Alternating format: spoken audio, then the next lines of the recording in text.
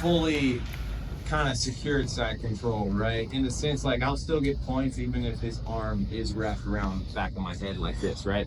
We've landed and he's basically trying to get his butt out and almost kind of whizzer my head down in front of him so he can hip escape. So hip escape just a little bit. Yeah, this is kind of how he's trying to do so he can stand up, right?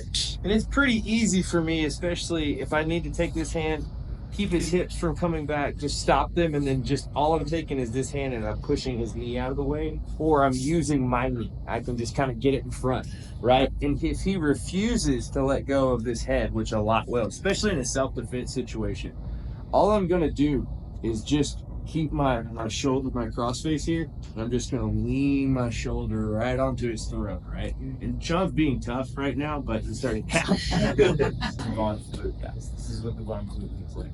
You can keep it forward, but honestly, I find it a lot better if I can just cup it in, and then I'll just kind of lean, just right onto the throat. Especially if they look away, like if you can get them looking away, they'll pass out, and all it is just, all I'm doing is just leaning my shoulder. I'm just turning my hips a little bit. I don't want to overcommit because, again, what he's going to also try to do, if he can't shove my head down in front of him, he'll take this arm that he's got up against my hips. Don't roll me too hard. Like, don't roll me at all. But he'll try to roll back really, really hard and throw this up and over, right? So that's what you got to watch out for. So you're not leaning forward. Right, I'm not up here leaning this way. I'm actually going to lean towards him, like right up towards his head, and just drop my shoulder. I'll take even this too, and I'll pull it in even tighter.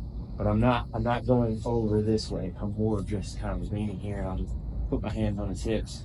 And he's tapping, but it's a lot. He'll eventually just go out. The guys will be tough. They're like, oh, why? They'll feel lightheaded. They'll just go out. We've seen guys go out from this, not even realize that they're in choke.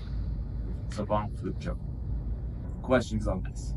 So this will be the first one, and then from there, as we're here, you can also, as you're going to start seeing, it's super easy to just kind of start looking up, stepping over.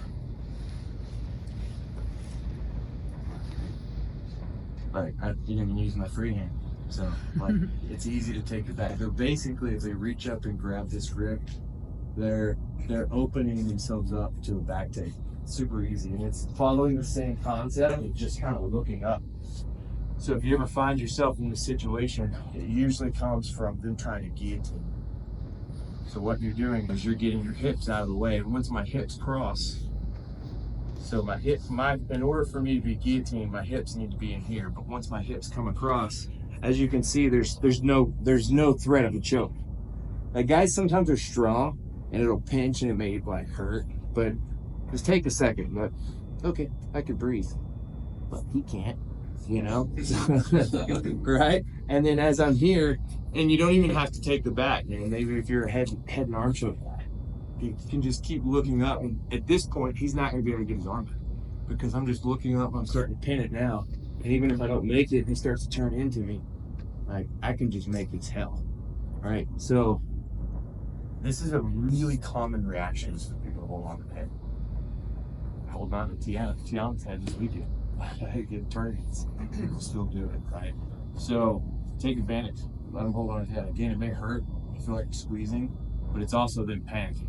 You need to feel like they have a hold of something, right? Honestly, it's detrimental. That's why I always tell you, let go of the head, get your frames. Because you're just doing what they want to do, which is give pressure. And if you're just holding that head, you're just allowing them to give pressure. Frames are going to keep them on. Holding the head is just going to get you finished. Questions? So let's do the Von Flue choke, and then we'll move on to the back take and the head knock.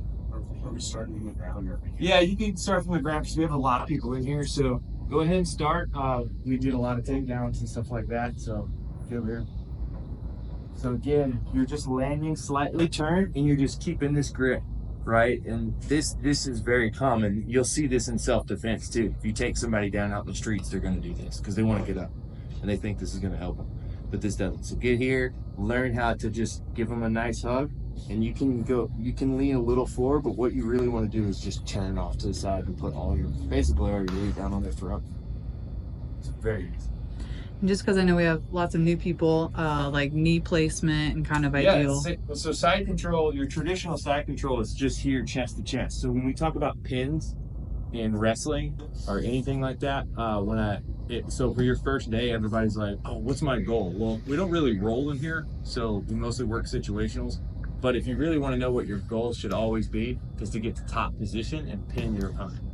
Self-defense, tournaments, like we show you how to finish off of your back, but your goal should always be get to top position and using a pin or get to the back.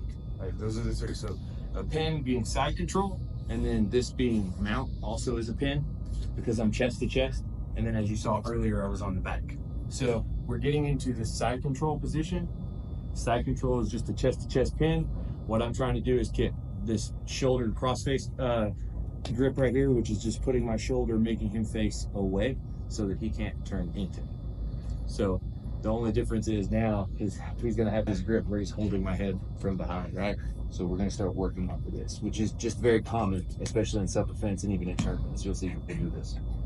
Not necessarily at the high level, but you will see this a lot. Questions? That answer your question? Yep. And when you're rolling your shoulder, are you rolling like to the side? Yeah, so if he just stays, so that's the thing, it's kind of up to him, right? If he stays facing forward and crushing his esophagus, which is infinitely more painful, I'm just like, take it, like, you know. But if he turns away from me, right, it's just the other carotid, right? It's the same thing. It's just whatever he's giving me. Faces towards me, it's just that left side carotid.